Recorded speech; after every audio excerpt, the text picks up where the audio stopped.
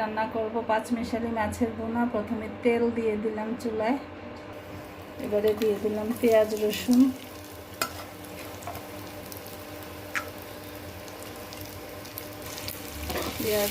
কাঁচামরিচটা একটু ভালোভাবে ভেজে নেব। দিয়ে দিলাম টমেটো,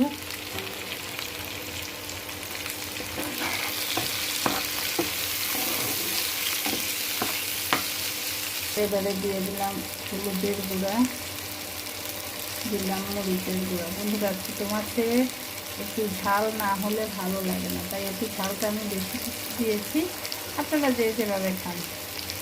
দিলাম স্বাদ মতো লবণ, সাথে দিলাম স্বাদ মতো চিনি। এবার এই মশলা দিয়ে ভালো করে কষাবো। দিলাম সামান্য পানি, এটাকে ভাজা ভাজা করবো। তেলের উপর উঠে আসছে, এখন আমি মাছটা দিয়ে দেবো।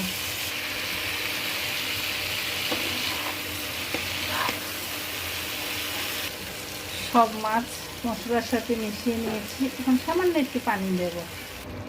এখন দিয়ে দেবো ধনে পাতা। ধনে পাতাগুলো আমার আগে থেকে ফ্রোজেন করা, সময়ের অভাবে আমি সবসময় ফ্রোজেন করে রাখি। ঢেকে দেব, তেলের উপর চলে আসলে নামিয়ে ফেলবো। দেখুন বন্ধুরা, এটা এখন পুরোপুরি তেলের উপরে চলে আসতেছে। এবার আমি এটা নামিয়ে ফেলবো। ছোটো মাছ একটু ভেজে রান্না করলে বেশ ভালোই লাগে, তা বাসি হলে।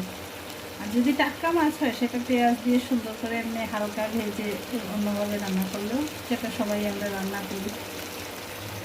কেমন হলো আমার পাঁচমিশালি মাছের রান্নাটা জানাবেন বন্ধুরা। ছোটো মাছ একটু পুরা ভাজা হলে সেটা খেতে কিন্তু দারুণ লাগে। এবার আমি চুলা নিভিয়ে দেবো। বন্ধুরা, আমাদের গ্যাস নেই, দুদিন যাবত কারেন্টের চুলাই রান্না করছি। আর আমার রান্না কেমন লাগে আপনারা দয়া করে জানাবেন। যদি পছন্দ হয় সাবস্ক্রাইব করবেন চ্যানেলটা, লাইক কমেন্ট শেয়ার।